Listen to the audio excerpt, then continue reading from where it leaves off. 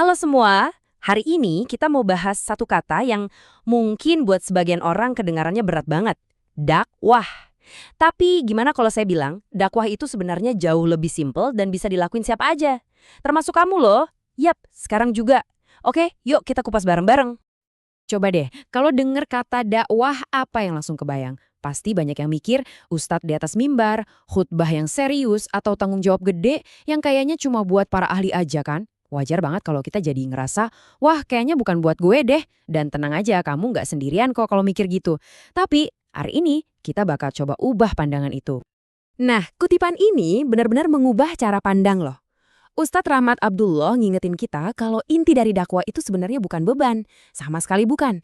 Ini bukan soal kewajiban yang berat, tapi lebih ke dorongan tulus buat ngebagiin sesuatu yang kita sayang, yang kita cintai, yaitu kebaikan ke orang lain. Simpelnya, ini soal cinta. Dan panggilan cinta ini ya, ajakan simpel buat berbagi kebaikan ini, ternyata dampaknya, luar biasa besar buat sejarah peradaban manusia. Ini bukan cuma teori loh, tapi benar-benar fakta sejarah yang ngebentuk dunia kita sampai sekarang.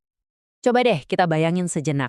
Kalau nggak ada semangat berbagi ini, mungkin banget cahaya Islam nggak akan pernah menyebar keluar dari Jazirah Arab. Nggak bakal ada tuh cerita heroik Tariq bin Ziyad di Eropa, nggak ada jejak Wali Songo di Nusantara, dan dunia mungkin bakal kehilangan banyak banget penemuan ilmiah yang keren. Semua kemajuan itu lahir dari satu hal, semangat simpel buat berbagi. Yuk kita lihat beberapa buah dari budaya berbagi ilmu ini. Pertama, ada Al-Idrisi. Dia ini seorang geografer yang keren banget, yang bikin peta dunia super detail buat zamannya. Saking detailnya, karyanya itu jadi rujukan utama di Eropa selama ratusan tahun. Bayangin coba, tanpa semangat dia buat berbagi, pemahaman kita soal dunia bisa jadi beda banget. Terus ada Ibnu Sina. Wah, kalau ini udah nggak asing lagi ya, Bapak Kedokteran Dunia. Bukunya, The Canon of Medicine, itu bukan sekedar buku biasa, tapi ensiklopedia medis raksasa yang jadi kitab suci di universitas-universitas Eropa sampai abad ke-17. Ini bukti nyata kan, gimana berbagi ilmu itu bisa nyelamatin banyak nyawa. Kita juga punya utang budi nih sama Ibnu Al-Haytham, Bapak optik modern. Jauh sebelum ada kamera, dia orang pertama yang jelasin secara ilmiah gimana mata kita bisa melihat. Prinsip kamera obscura yang dia temuin itu cikal bakal dari setiap foto yang kita ambil pakai HP kita hari ini. Keren kan? Dan jangan lupain Al-Zahrawi, sang maestro bedah. Dia nggak cuma nyiptain lebih dari 200 alat bedah, yang banyak diantaranya masih dipakai sampai sekarang loh, tapi juga nulis panduan bedah yang revolusioner. Nah, semua pencapaian luar biasa ini, dari peta dunia sampai pisau bedah, akarnya cuma satu, semangat dakwah untuk berbagi ilmu dan kebaikan. Oke, setelah lihat dampaknya yang segitu gedenya, sekarang pertanyaannya, emang dakwah itu artinya apa sih? Yuk kita lurusin beberapa salah kaprah yang sering banget kita dengar. Jawabannya, sesimpel ini. Kata dakwah itu secara harfiah artinya cuma mengajak atau mengundang. Udah, itu aja. Mengajak ke hal baik, mencegah hal buruk. Ingat ya, bukan maksa, bukan ngejudge, tapi ngundang dengan cara yang asik. Ini tuh kayak ngebukain pintu buat orang, bukan narik-narik mereka buat masuk. Jadi, yuk kita bongkar mitos-mitos ini bareng-bareng. Pertama, dakwah cuma buat para ahli. Salah besar, ini buat kita semua. Kedua, harus di atas mimbar masjid. Nggak juga, bisa di sosmed kamu, di kampus, atau pas lagi nongkrong santai. Dan yang paling penting, mitos kalau dakwah itu ribet dan susah, salah banget. Nah, sekarang kita masuk ke bagian intinya nih. Ada satu kunci utama yang bikin pintu dakwah ini kebuka lebar buat semua orang.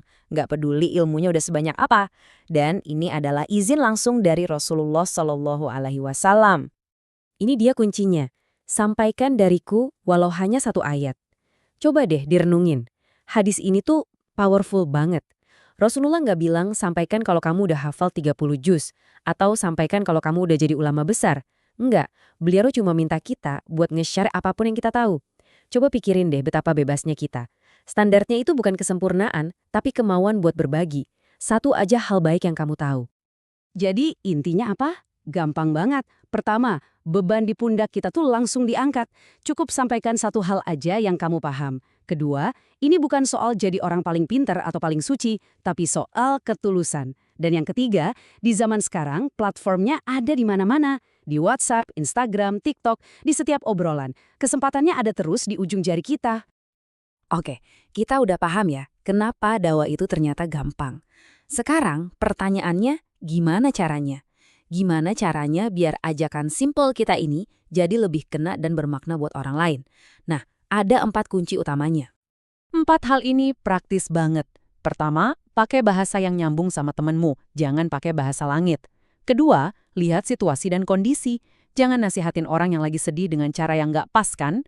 Ketiga, dan ini yang paling kuat, jadi contoh. Perbuatan kita harus sejalan sama omongan kita. Dan yang terakhir, konsisten dan tulus. Intinya, ini semua soal koneksi antar manusia, bukan cuma transfer informasi. Yuk, kita bikin ini lebih nyata lagi. Gimana caranya nerapin ini semua dalam hidup kita sehari-hari? Ini bukan lagi teori, tapi aksi nyata yang bisa kamu mulai, ya, abis ini. Lihat deh, gampang banget kan? Nge-share konten Islami yang ngademin di sosmed.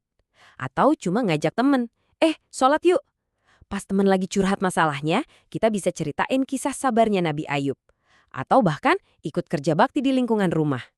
Semua itu semua adalah dakwah yang nyata dan kuat. Kenapa?